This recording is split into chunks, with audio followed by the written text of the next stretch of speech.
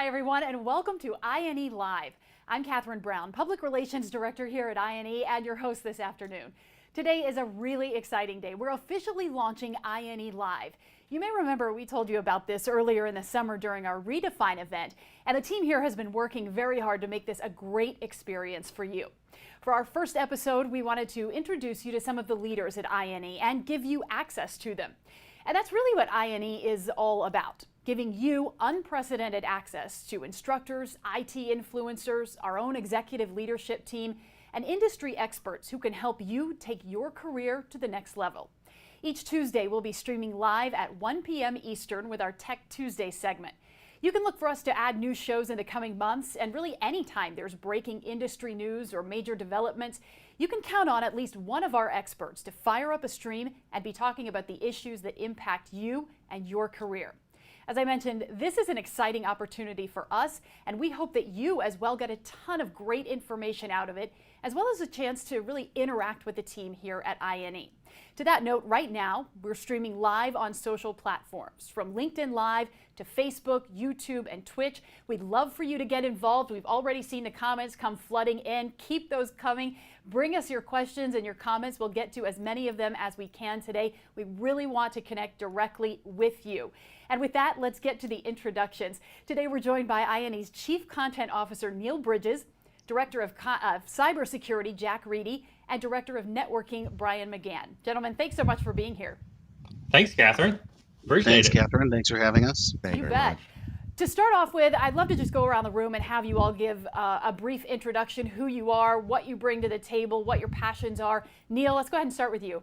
Thanks so much. And first of all, before we jump into my introduction, I just got to say huge shout out to the entire INE team. Massive high five all the way around. We made it. We got here to INE Live, and I couldn't be prouder of the progress that the entire INE team has made. So thank you to the entire INE team. Thank you to all of our folks who are joining in and tuning us today. I'm so glad to be live on the INE channel. It's such a surreal moment. So as Kathryn mentioned, my name is Neal Bridges. I'm Chief Content Officer at INE. You may recognize me from some of my popular streams, such as the cyber and security stream over on Twitch and YouTube. I see all the fans in the audience. That's right. I see all y'all.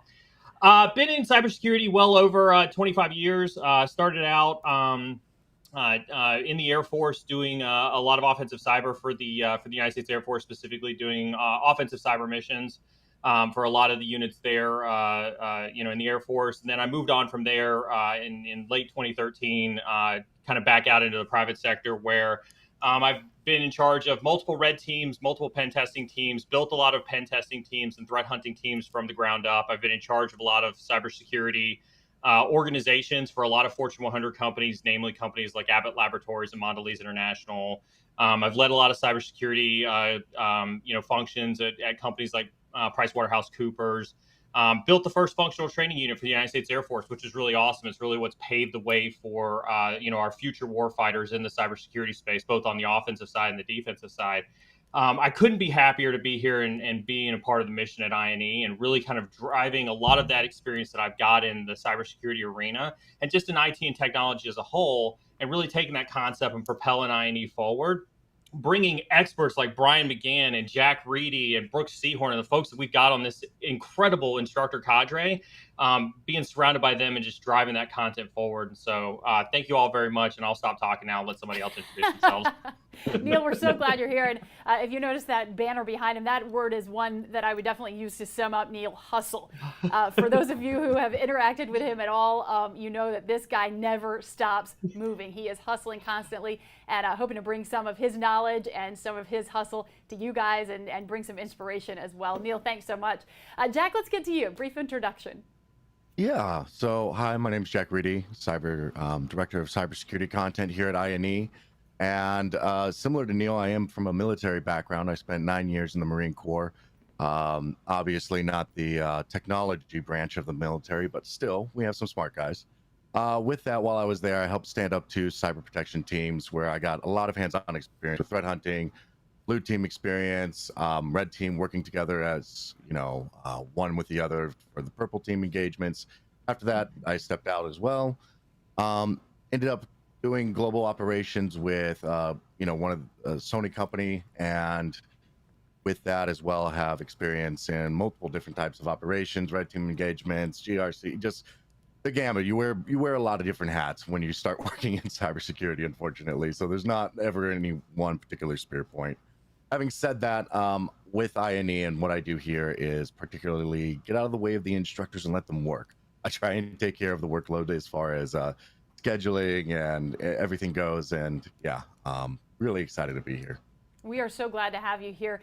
Jack, a relatively new addition to the team here at INE, been here a few months, but we were at Black Hat together along with a few others from the INE team, got a chance to get to know you a little bit better. And so really looking forward to all that you bring to not just to INE, but really to the industry as a whole.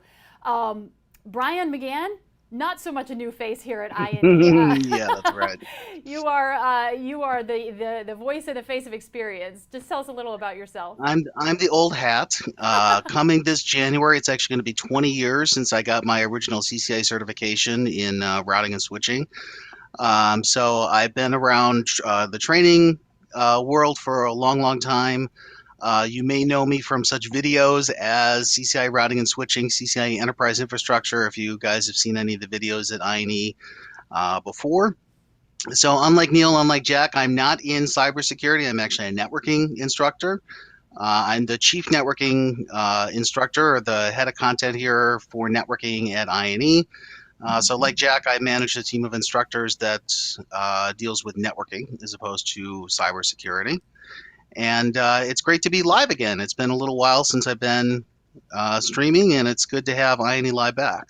Awesome. Brian, Jack, Neal, once again, thanks for joining us. To everyone who's watching on all of our social platforms, we appreciate it. Want to get right to it. One of the first things I wanted to talk to you guys about, being as today is the official launch day for INE Live, I just wanted to get into the weeds a little bit on exactly what we're trying to do here, right? We are doing something. We've had a ton of meetings about this. This has been a creative effort from the team here at INE for a long time, but we want to loop our audience in, kind of pull back the curtain and let you guys know why this is so different and what this is.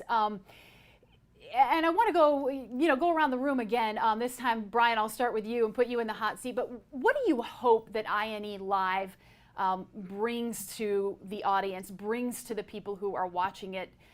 And what do you hope that you're able to do and connect with the audience, differently through this medium? Yeah, I think the big thing is, like you said, connecting with the audience and having an outlet for questions. Because I know that when I'm studying any new technology, my big thing is that it's hard to find someone to ask questions to. So I think the kind of cross-section of experts that we have here, it'll be good to get everybody some camera time and get on the live stream and see what type of questions you guys have in networking or cybersecurity or data science, whatever the other verticals that we are focusing on here. Yeah, that's awesome. Now, I'm so glad you mentioned that, Brian, because if you're familiar with INE, you'll know that in the past we have done things like webinars where we've required you to sign up and that sort of thing, and that's been fine for a number of years. But moving ahead, as we were sitting together, we just felt like that was pretty antiquated. We shouldn't have to require you guys to arrange your schedule around us. We want to arrange our schedule around you and meet you where you are. So whether you're scrolling through your Facebook feed, we want to give you every opportunity to interact with our team, our experts, and industry experts. And it's not just these three jokers who are going to be joining us every week.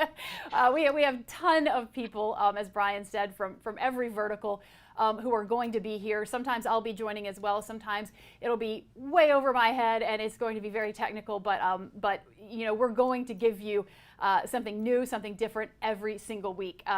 With that, Jack, what are you looking for out of INE Live, and how are you looking to connect with the audience? Well, I am honestly really excited because one of the biggest things that's difficult in cybersecurity is just getting your foot in the door. And with INE Live, I look at this as an opportunity to talk about careers, tricks of the trade, building your resume up, LinkedIn opportunities, as well as being able to answer some questions for very particular circumstances that the students might be in. One thing is that we say very frequently in cybersecurity, it's not a cookie cutter, right? There's no final solution for just, push a button and cybersecurity is taken care of. Well, that also goes for your career too. It can be really difficult depending on where you're coming from, and I think that this is going to be an opportunity to really help lower or reduce some of the barriers to entry for a lot of the students. So I'm really excited. Awesome. And that is what we are all about here at INE, reducing, lowering the barriers, making it easier for anyone and everyone who's interested in this field to join up. Neal, what about you? I know you're no stranger to the live stream. You've got your very popular Twitch stream, but this is a little different for you. You're in the hot seat this time. It is a little different for me, but I think I want to kind of belabor that point that you all made about breaking down the barriers, right? Because that is something that INE, it's very core to the mission at INE. There's this idea that we have that education should really be available to everybody anywhere, regardless of it. And Kathryn, to your point about the old webinar format, it wasn't conducive to the way a lot of people consume content these days. People are everywhere. They're at work. They're taking their families to and from soccer practice or to school or whatever the case is. They're on transit. You know, if you're in an area where you've got a lot of mass transit systems, and so there's a lot of opportunity to consume content that we weren't being honest with ourselves that we needed to give back to the community and really put that effort forward into making that content available to the community. And so I very much see INE Live as really that next step to really breaking down those barriers to giving you access to our experts like Brian, like Jack, like Brooks, like Megan, really giving you access to those experts because their mission at the core of the INE mission is to make you all an expert. And of course, we can produce content, we can produce courses and things like that, but there's nothing else like getting direct access to an expert like we have here and being able to ask them all of those burning questions that you may have, whether it's something technical to one of the networking instructors about how they do something on route switch, whether it's Brooks asking something about how to do proper, budgeting and accounting and financials when it comes to AWS Cloud, or going over to Jack for any of your cybersecurity career related questions, resume reviews, and things like that. There is so much more that we could do as an INE team to give back to you all as students. And this is something that I'm super excited about, super passionate about, because this represents the next barrier that we're taking in breaking that down and giving you access to more content that, quite frankly, doesn't cost you anything other than tuning in.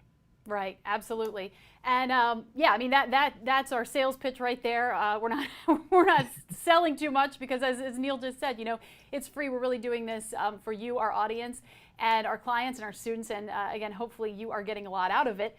With that, let's jump into the meat of things today. And we're going to tackle a lot of topics today. But in preparing for this stream, one of the very first questions that Jack and Neal and Brian told me that they get all the time, and I'll frame this different for the different verticals, but how do you get into this, right? Like, how do you get into cybersecurity? How do you get into networking? Where do you start? And that could be whether you're a kid in high school or college just looking to make your way in your career, or somebody who's 30, 35 years old saying, I want to make a major career change.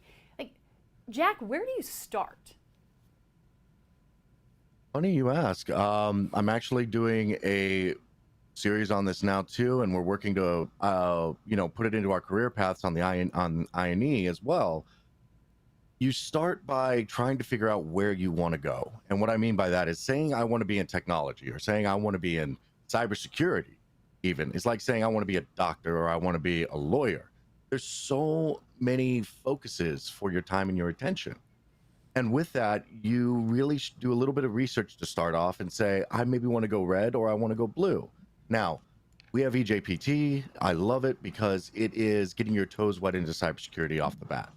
I really do recommend, doing PTS, EJPT as a stepping stone to see, do I like, penetration testing, or maybe not so much and I want to go into blue team. But either way, at least getting in a direction through the woods that is cybersecurity is where you start. You do a little bit of research, mess around with some labs, and kind of get your bearing as to, okay, maybe I like, for Brian's courses, maybe I like Cisco technology, or maybe it is cloud that I'm absolutely loving, or vice versa, and we have so many things on the platform to get your hands wet with the labs and the technology. It's actually unprecedented. I really wish I had it when I was starting up.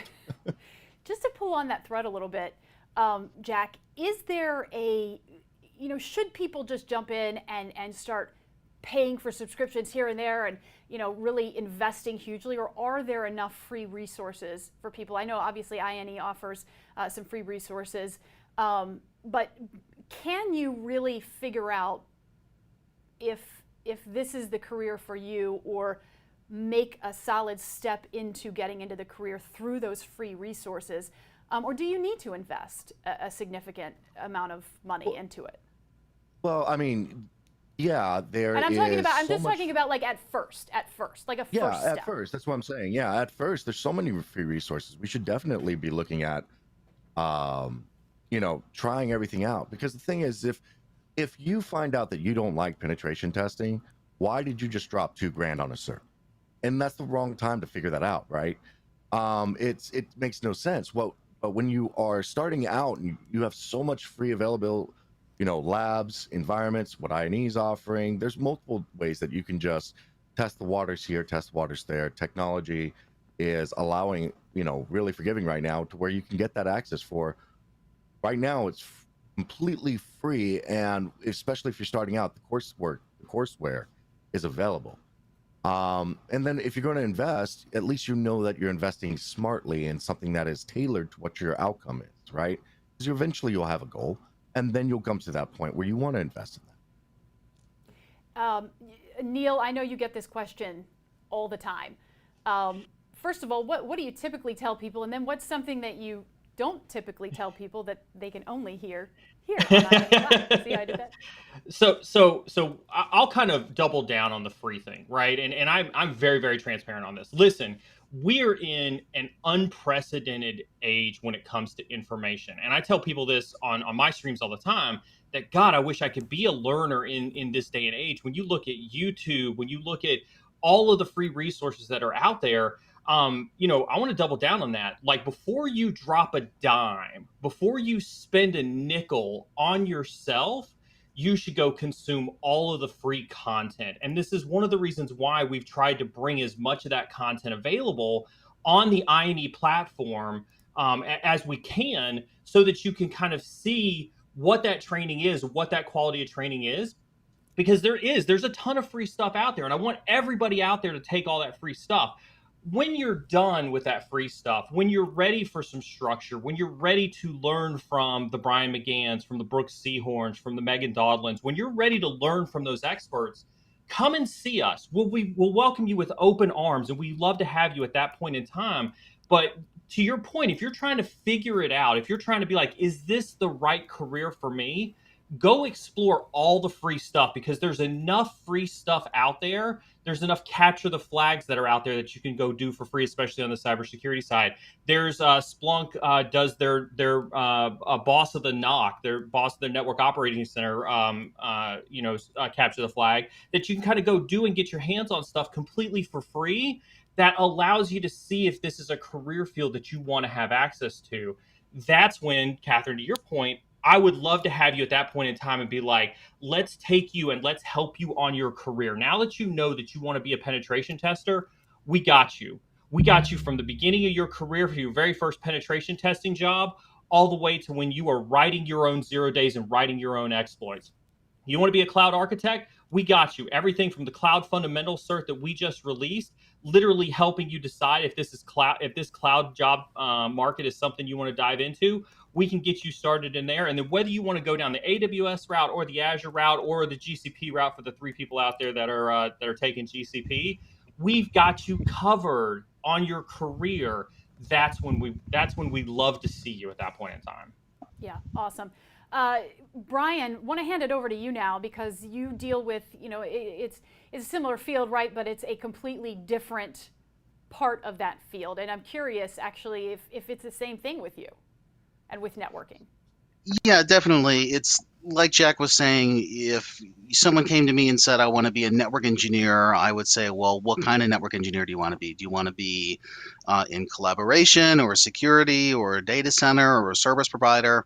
So there's a lot of different subfields in networking. And just to piggyback on what Neal was saying about structure, that's the big thing that we're trying to offer here, is that You can come in at a certain point in your career, or you're changing careers, or you're, wanting to extend your knowledge, and then we can lead you through what are the different career paths that you would potentially go through if you want to be an expert in data center, or you want to be an expert in service provider routing, that type of stuff.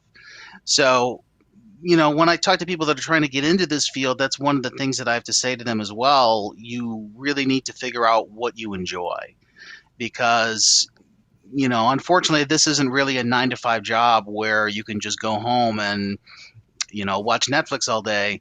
There's a lot of learning and after hours training that you really have to go through in order to become an expert in any of these fields, whether it's cybersecurity or networking. And if it's not something that you really enjoy, that you want to spend your time doing, you're going to definitely have trouble, trying to learn something that you're not really fully committed to. Yeah, that is great advice, Brian. I know you can't see this, but I think our viewers just saw one of the tweets that popped up on the screen and I just want to read it out loud. Shane Coleman: Brian is the reason I'm in the field of network engineering. Thank you for all that you do. So Brian, I know this is just one comment. I've seen many comments like this during the time that I've been here with INE. One more compliment for you as I scroll through these comments. And by the way, keep the comments coming. These are great, fantastic. Let's see, Christian loves all the books that you have in the background, Brian, and is also putting in a call to add INE polo shirts to the apparel store. So we're going to see what That's right. we're going to see what we can do on that front. See, we listen to you here.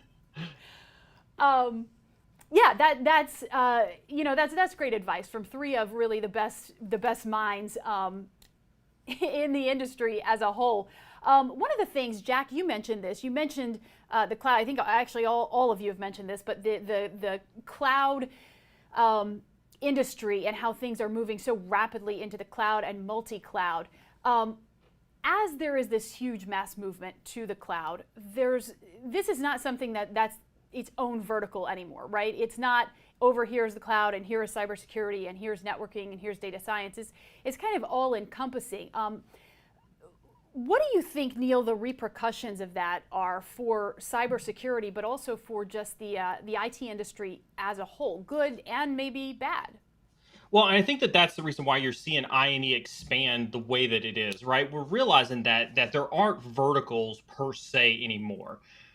Sure, there are some folks who, may start out as a network architect or start out as a network engineer and move up their way to a network architect, or vice versa on the cloud side or the cybersecurity side, or even the programming, the data science side.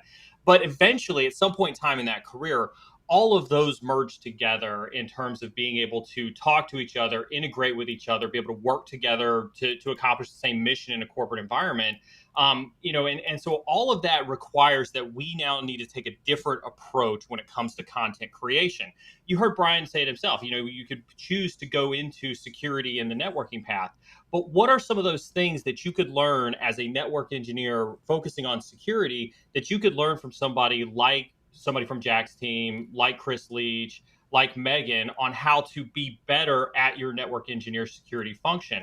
Vice versa over on the cloud side. One of the things that I'm super excited about is a lot of the efforts that are going into the collaboration between our cloud team and between our cybersecurity team to make sure that they are cross-utilizing those functions in all of the content that they're producing. And so you're going to be able to get that expertise opinion by attending any of those verticals. And if you want to deep dive, let's say you're over on the cloud side, let's say you're talking about identity and access management, let's say they're talking about securing and how to do best practices for securing identity and access management, and then you want to pivot over into the pen testing side and learn about hacking Azure or hacking on-prem AD, then you'll be able to do that inside of the platform, because we've now broken down those barriers between the different verticals and created you a ubiquity place for you to be able to go and consume that content. And so that's a lot of what our vision is to be able to see more utilization across all of those different disciplines as you go. And to your point, Kathryn, it's the age that we live in now. It's you can't go anywhere without having your stuff uploaded to the cloud, without having your passwords on the cloud, without having your photos on the cloud. Data science is everywhere where it comes to pulling all the data analytics about literally this stream right now, the hundreds of people who are watching this stream now and the hundreds who are going to watch the video later, there's going to be tons of analytics. And so that stuff has to be there. You have to have that integration between all those different disciplines. Yeah, Brian, you come at this from a different angle, right? From networking. How do you see this and view this cloud integration, this multi-cloud integration, as affecting and impacting networking and the entire industry? Well, for sure, it's definitely had a huge impact on the networking world. Because like Neal was saying, there's no businesses today that have just everything on-prem. There's going to be some cloud involvement from some application that you're dealing with. And, when seasoned network engineers still come to me today and say, Brian, where do I go from here? I've been in the industry for X amount of years. And I would say definitely one of the things to look in is to cloud, because understanding how networking works in the cloud, is going to make you a better network engineer to be able to interface with those, application developers or the cloud engineers specifically. But one of the great things about our subscription model here is that you have access to all of that content. So, you might be learning something about data center networking and then want to look at, if I need to take this workload, this virtual machine, and move it into the cloud, what are the implications of that from, maybe a layer 2, layer 3 networking point of view. Having access to those instructors and that content is just something that, like Jack said, it's unprecedented in today's environment. Yeah, and I think all of you would agree. This is not a question that really has a firm answer. I mean, this is an evolving technology that changes almost every single day, if not, every single minute. This is constantly changing. And, in the IT industry, in the tech world, everyone is scrambling to keep up with it and keep ahead of it, right? And stay ahead of the game and ahead of the next big thing. And that's one of the challenges. It's also one of the really fun parts of being in this industry and why a lot of people like it. There's that exhilaration there. Jack, I'm going to switch gears a little bit. I'm going to pitch this next question over to you, and I'm going from the comments here. This is from a LinkedIn user. And I think that this is interesting. I think you'll have a really interesting take on this, all right? It's a little long, but hopefully Ryan over here can pull it up on the screen. But LinkedIn user says, not only is it difficult to break into cybersecurity, but it's also difficult finding a job, even if you're already in cybersecurity. I was a cybersecurity engineer for a year, couldn't find another job because I was working in government contract, wasn't working on technology, and the private sector was using. I also held a BS in cybersecurity, Security Plus, CYSA Plus, CSXP, and had just started a graduate program in cybersecurity. And the reason that, I know that's very wordy, and everybody's probably squinting to see that, but the reason that I wanted to bring this up is because, you always see those stats out there. There are X number of cybersecurity jobs, and you can get one if you want one, and they're just out there for the taking, and get into cybersecurity because the jobs are just waiting out there for you. Is that a realistic expectation that people should have coming into cybersecurity? Because I have to tell you, I hear very differently from a lot of people who are in it. A lot of people who, just like this user, are having a tough time finding a job. The most difficult thing you will do in cybersecurity is finding your first job.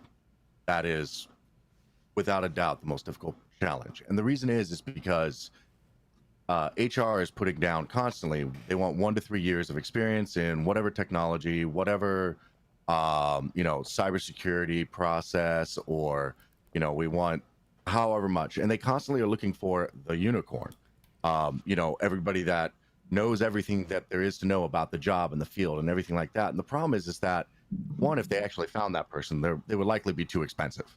Okay.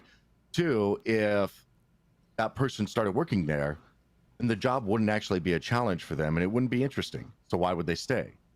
Realistically, the HR cannot just go, okay, I want no experience whatsoever, because then you'll also get people that have 0 experience going for a technical job where you're at least expected to understand what IPs are, how a computer works, some very basic types of information. So I think that there's a really difficult translation there that's going on at the HR level, and they're not doing a good job of it either. And that's one of the gatekeeping that's going on. So some ways to get around that are ignore the experience requirement just off the bat. If you have the experience in putting your hands on the keyboard in the lab, utilize that experience and write towards it. If you have working experience where you have, been a manager or something else like that, you were still utilizing skills that are soft skills that are important in cybersecurity. And I think you can, one of the things we're going to work on with INE Live is talking about taking those soft skills and monetizing them within your resume to where you're actually writing towards technical job roles and getting that interview. So while you can walk in the door and you might not have, this might be your first IT or your first cybersecurity job, you still have relevant experience that you're able to present to the employer. And then, you'll learn the technology, or you already have an understanding of the technology. Firewalls really haven't changed since they were invented. There's a bit of things here, there's a bit of things there, but the difference between Juniper and Palo Alto is what boxes you're going to click, and that changes per version anyway. You'll get the training when you get in the door. Just understand the base of the technology. Yeah, and we've earlier this summer at our Redefine event, we heard from a number of recruiters who really echoed that sentiment, Jack, that those soft skills are a differentiator, right? And just not something that is really focused on during traditional prep for cybersecurity jobs, but one that is so important, and networking jobs and other jobs as well. But Neal, you and I have talked at length about this and about kind of how to get around that, right? Like how do you you don't want to say fudge your resume, right? You absolutely don't want to say that, but how do you convince, say you're a go-getter, you've taken the initiative, you've done a lot of stuff, but you don't have the day-to-day first job under your belt. How do you convince recruiters and HR people that you are in fact qualified? Is it certifications? Is it training? Is it what's the wording you can use? I know you help a lot of people with their resumes. Yeah, and I want to kind of echo, a lot of what Jack was saying as well, right? Is that this is a problem that exists because there is a lack of communication between HR, between hiring managers, and specifically between recruiters as well when they go out there in the industry. And as you can tell from our Redefine event, where we did have a lot of recruiters kind of show up and give their opinions on it, we've talked to a lot of recruiters just as we've been trying to get a lot of the INE certifications, more traction out in the workforce. And they realize that what you've got hiring managers that have come up 9, 10, 15 years ago who only knew about a handful of certs, or only knew about one or two. And so when they go to write that job rec, that's the only cert that they know about. So that's what they put on the resume. HR isn't going to pay attention to that. Isn't going to, try to do some digging and say, well, aren't there 15 other certs that you can put on this resume instead? Because that's not HR's job. They're relying on the hiring manager for it. And then it goes out the door to a recruiter, and then goes out on a job posting. And there's almost no checks and balances to this process whatsoever. And so to kind of echo Jack's point, I think you almost have to unconsequentially ignore everything that's on a job posting, and realizing that somebody who doesn't understand exactly what the candidate is that they're looking for actually wrote that job posting in the first place. And once you start there, then you can start to focus on the things that are actually really important to you as a job candidate. And Jack hit the nail on the head with this. And this transcends cyber to networking to cloud to data science, whatever the case is start building your own personal portfolio of hands-on experience that you have. Now, what a lot of people hear is when they hear the word experience, they think, well, how am I supposed to get an experience if I don't have a job? And this is where I encourage everybody to really go out there and look at some of the systems that are in place to get you that experience. We talk about capture the flags that are completely and totally free competitions that exist in the cybersecurity space, but they exist in a lot of other industries as well, that allow you to get that hands-on experience. There are things such as building your own labs, building your own infrastructure, things like that allow you to get that experience that you can then turn around and put onto your resume. We have success story after success story after success story of folks who have simply put themselves out there in terms of doing that type of activity, that shows that recruiters, when they do find those candidates and they do get them in front of the hiring managers, and they do open those eyes and see how much more opportunity there is out there other than the one or two certs that you may be familiar with out there on the market space, it really does resonate with the hiring managers that you've put yourself out there, you've gone out there and you've gotten that hands-on experience on your own. I think the other thing that is hard for us in technology to do, and I admit this as well, right, is we have to recognize that the social media platforms aren't going away, right? For literally 10 years, we probably all fought the MySpaces and the Facey Spaces and the Twitterverses and the things like that, right? But we can't ignore that those are out there. I had a guest on a stream one time who said that, and this was an amazing statistic that I share with everybody when it comes up. She said that when you submit an application to a job, you have a 3% chance of getting hired through submitting your application. And so what does that tell you?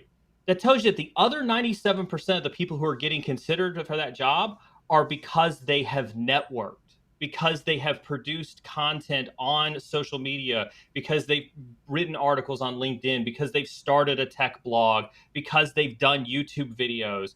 And that's how people are getting noticed, and that's how people are getting jobs. And you may not like it.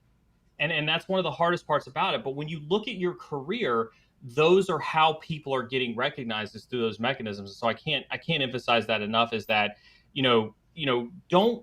don't worry about getting this cert or that cert or this cert or that cert or this order or this order or that order. Most of everything that you need to do to get any of these IT tech jobs, you actually already possess. You just have to implement and put it out there. Yeah, one of the things, one of the, I think, easiest steps, although I recognize it's not easy for everyone, but one of the most basic steps, I guess, that you can take is just simply reaching out to someone on LinkedIn or Twitter or some kind of social media platform. I mean, I know for a fact that the three of you and people within INE all the way up to our CEO have gotten random messages and have reached out and developed deep, meaningful relationships with people just because they've simply reached out and asked a question. And I know that, I recognize that's difficult for some people, right? To just cold call, cold email. But if there's one thing that I want to drive home, at least, from where I sit, it's looking at these three guys and then the people within the rest of our company, and even the industry as a whole, even though the INE people are the best, obviously, but the industry as a whole. People genuinely want to help other people. Mm-hmm. Everybody's gotten help along the way, and most people I know are more than willing to share that, share that love and spread it forward. Real quick on that one, Kathryn, real quick, because I think I don't want that to be understated, right? When you look at Jack, when you look at Brian, when you look at the entire instructor cadre, these are folks who have dedicated their careers, their lives to learning and then giving back to you all by taking the knowledge that's in their head, putting it into content that you can consume. We're expanding this INE Live platform to give you more unprecedented access to everything that we have. Please reach out. Use community.ine.com. Please reach out on LinkedIn. Please reach out on Twitter. Connect with us. Ask us questions. Every instructor, one of the things that I've set forth as a precedent for every instructor is to make themselves available on community.ine.com, is to support the community efforts, because I do strongly believe that there's so much more that our instructors do want to give back than what they're able to put into content. And so that's your opportunity to get more access to them. Because these are folks who they're here because they want to give you something, because they want to give the user, the user population out there, they want to give you all the knowledge that's in their head. And so please, yes, reach out and utilize that to your advantage. Yeah, to that note, we are reading comments right now. I've already read a few out. We're watching your comments come in. Again, thank you very much for everyone who's commenting. Lots of love out there for all three of you. And just appreciate the audience asking questions. One for Brian here. This is from Rajesh. When can we expect SDN, SDA, SD1, CCDP training from you? That's an excellent question, and I do have a good answer for that. I actually have a boot camp coming up this month that's on Cisco SD-WAN implementation. I know it's one of those topics that everybody's been waiting for me to do for quite a while, because in today's world, it's more than just individual devices that we're managing. We need to look at solutions that have kind of a holistic approach. A single pane of glass is what everyone's looking for managing the network and reducing operational costs. So that's going to be one of the big things that I'm going to be focusing on in my upcoming course. So if you haven't registered yet, I would definitely recommend that you do that. So anybody who has a premium INE pass can attend the boot camps for free. There's no extra charge for that. So I hope to see you guys in upcoming courses. Awesome. Always working, always hustling this one. Always hustling. Quick follow-up to that, in a similar vein. This is from Turkey. I'm 10 plus years CCIE because of Brian.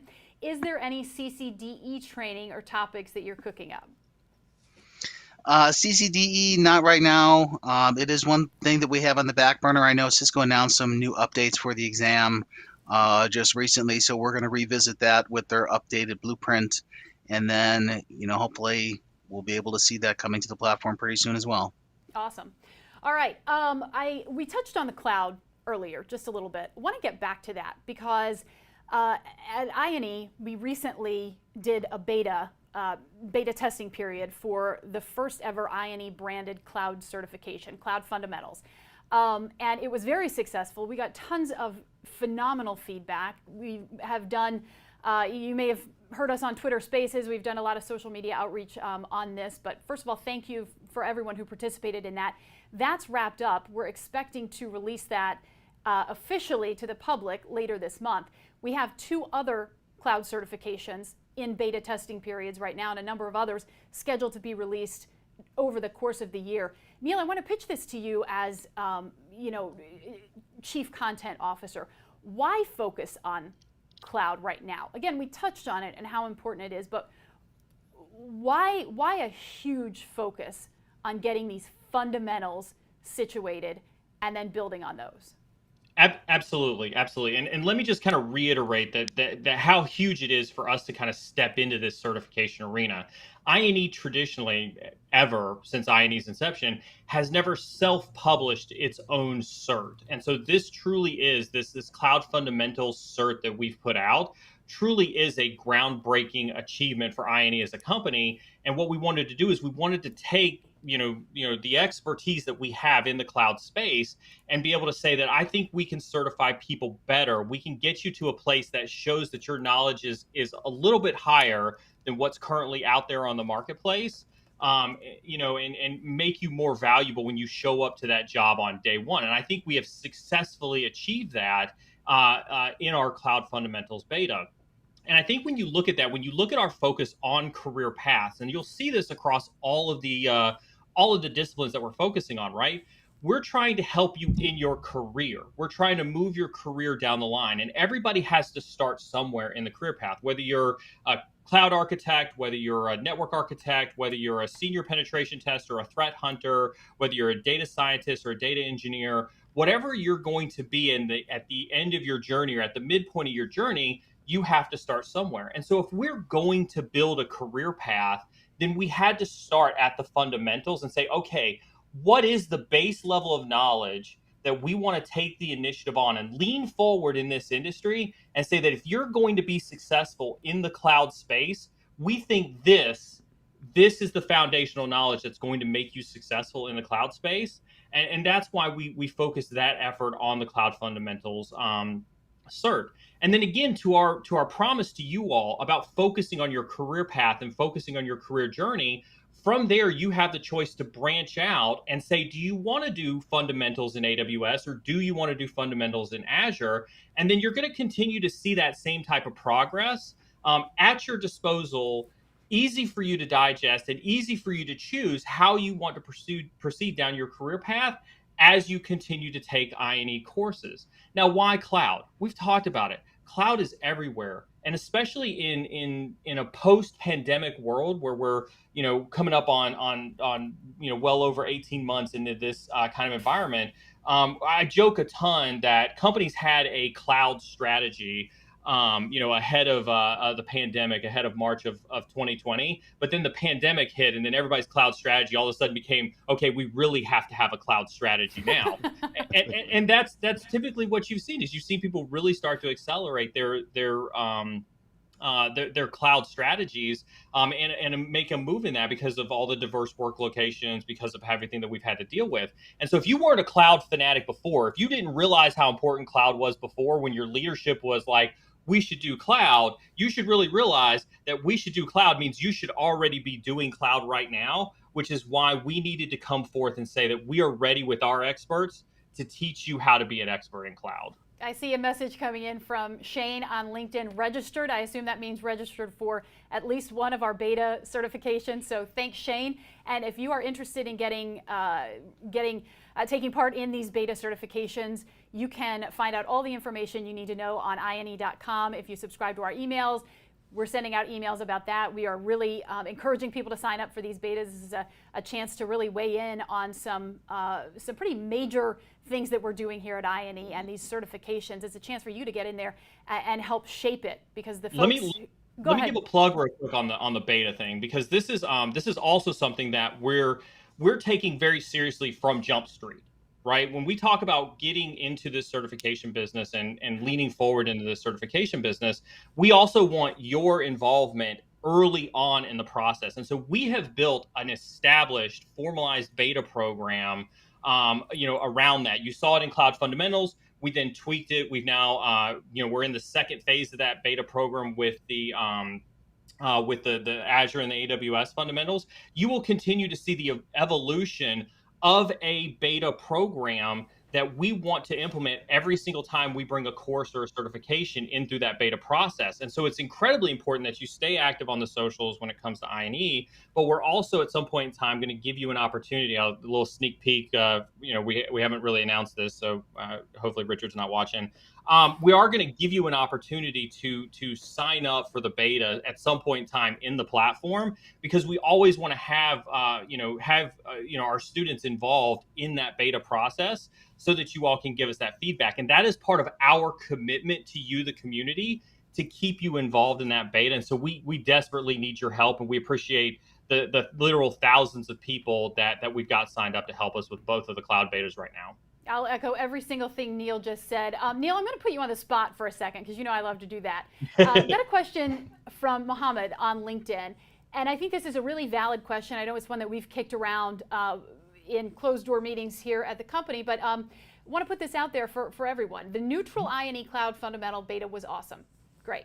A question: why did INE decide to go to do Azure AWS Cloud Fundamental Cert?